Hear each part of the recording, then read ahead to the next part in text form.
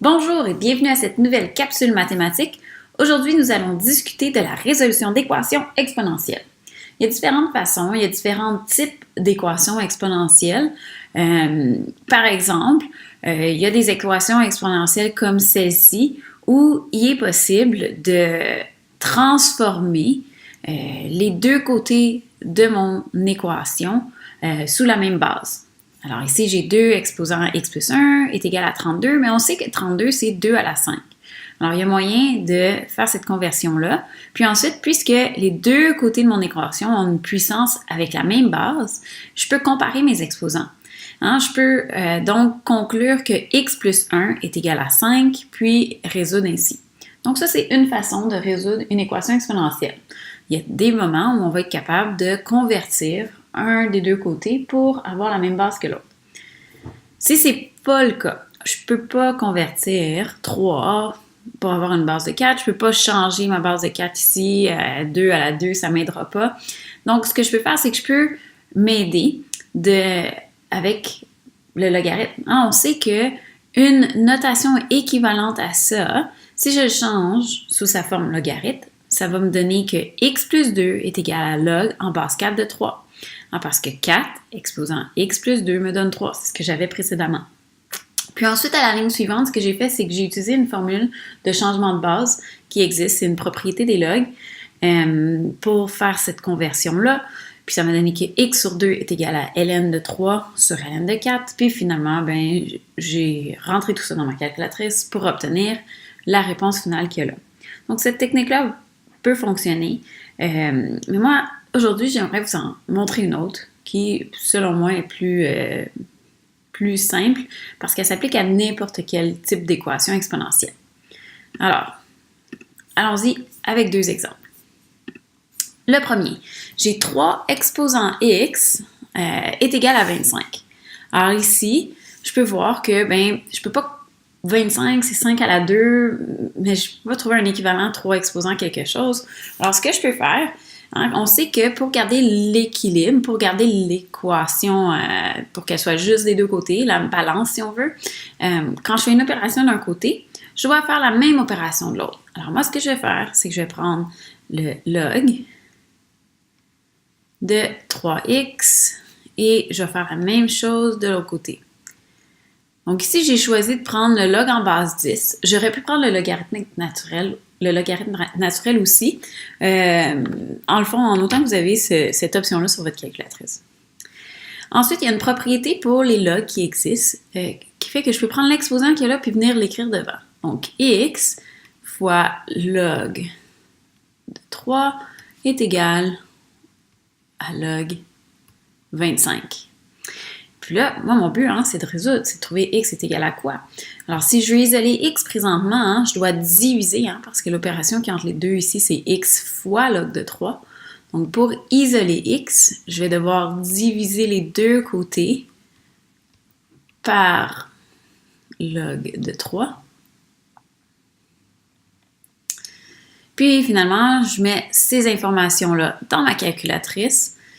Puis, ça ne va pas être égal, ça va être environ 2,93. Donc, j'ai pris log de 25 divisé par log de 3 dans ma calculatrice. Ça va? Donc, un autre exemple ici, un petit peu plus complexe.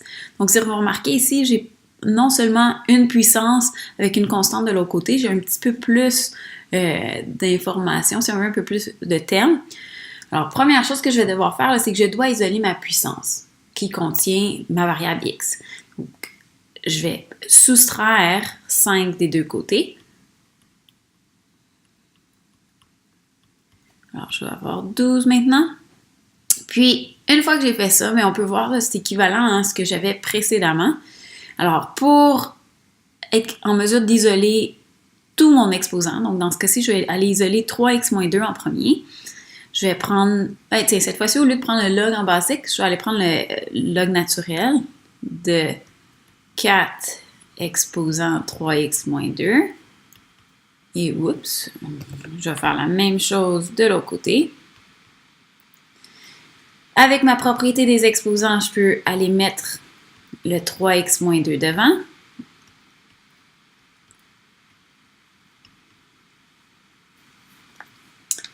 Maintenant, mon but, c'est d'isoler X. Mais en premier, là, je remarque que j'ai encore beaucoup de travail à faire pour être en mesure d'isoler X.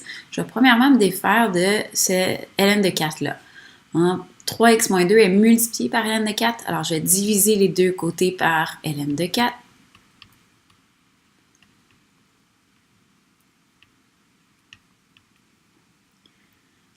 Ensuite, je vais devoir ajouter 2, puis diviser par 3 par la suite. Ce que je vais faire, moi, c'est que je vais aller tout de suite rentrer ça dans ma calculatrice, voir qu'est-ce que ça me donne.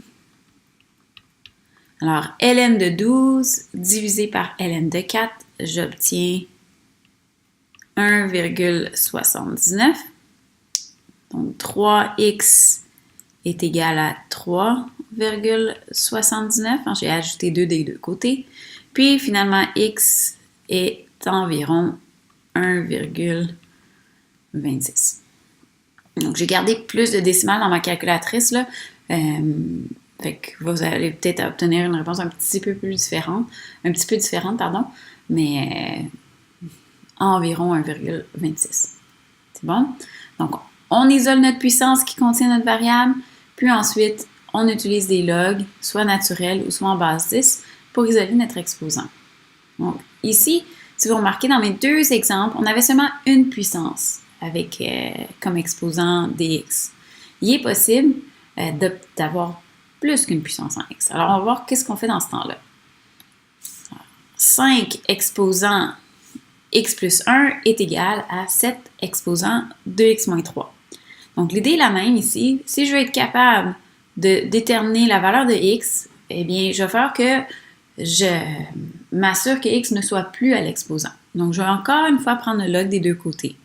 Que ce soit le log en base 10 ou le log naturel, ça ne dérange pas, les deux fonctionnent.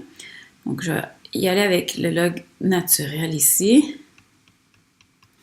Est égal à ln de 7 exposant 2x moins 3. Je peux maintenant écrire l'exposant devant, avec mes propriétés, des logs. Puis 2x moins 3, ln de 7. Bon, donc, jusqu'à présent, c'est semblable à ce qu'on a fait. Maintenant, par contre, j'ai des x d'un côté, puis j'ai des x de l'autre. Qu'est-ce qu'on doit faire dans un cas comme celui-là? Bien, je vais vous faire un petit rappel. Supposons ici là, que je n'avais pas des ln, parce que souvent, on voit les ln, puis ça nous mélange, ça nous stresse, puis on n'arrive pas à voir à la base c'est quel type de problème qu'on a. Ici, là, j'ai quelque chose qui ressemblerait à ça. X, je sais pas, moins 2 est égal à 3x plus 4. Alors, qu'est-ce que vous verriez dans un cas comme celui-là? Bien, dans un cas comme celui-là, on s'assurerait d'avoir les x d'un côté, puis les constantes de l'autre. Donc, la même idée est vraie ici. On a un petit peu plus de travail à faire, mais la même idée est vraie. Donc, première chose que je vais faire, là, je vais faire ma distribution. X fois ln de 5, 1 fois ln de 5. Donc, j'ai x ln de 5, pas égal, plus ln de 5 est égal, même idée, je vais distribuer 2x ln de 7 moins 3 ln de 7. Alors, on se rappelle de cet exemple-là, on a dit qu'on voulait mettre les x du même côté. C'est ce que je vais faire ici. Je vais mettre les x de ce côté-ci, moi, puis les constantes de ce côté-là. Ça ne dérange pas, un ou l'autre. Notre réponse à la fin va être la même. Alors, je vais obtenir x ln de 5 moins 2x ln de 7 est égal à négatif 3 ln de 7 moins ln de 5. C'est bon? Donc, j'ai mis les x de ce côté-ci, mes constantes de l'autre. Moi, mon but, c'est d'isoler x. Alors ici, si je veux être capable d'isoler x, je vais aller faire une mise en évidence. On remarque que dans ce terme-là, et puis dans ce terme-là, il y a un facteur commun de x.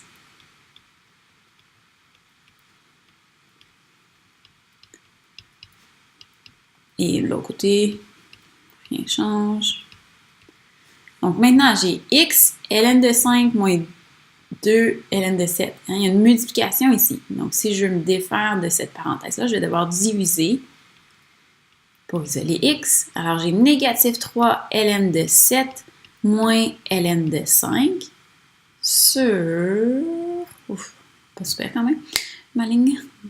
Ln de 5 moins 2 ln de 7. C'est bon? Alors maintenant, tout ce qui me reste, c'est de rentrer ça dans ma calculatrice. Donc, puis faites attention, là, ici, là, ce serait important dans notre calculatrice de mettre, par exemple, des parenthèses ici, diviser parenthèses ici, pour être sûr que notre calculatrice fait bel et bien l'opération qu'on lui demande.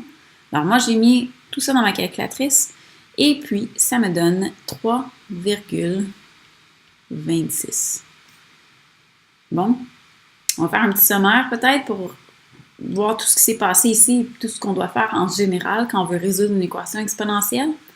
Alors, en sommaire, premièrement, ce qu'on veut faire, c'est qu'on veut manipuler ce qu'on nous donne, l'équation qu'on nous donne, pour obtenir une puissance d'un côté, puis une puissance de l'autre. Alors, s'il y a des constantes, on joue avec ça. Ensuite, je vais prendre le log, que ce soit le log en base 10 ou le log naturel de chacun des deux côtés. Ce qui va me permettre d'utiliser la propriété des logs pour descendre mes exposants. Puis ensuite, une fois que j'ai descendu mes exposants, je dois isoler x. Alors, pour isoler x, je vais mettre tous les x d'un côté, les constantes de l'autre, et je vais pouvoir résoudre l'équation obtenue ainsi.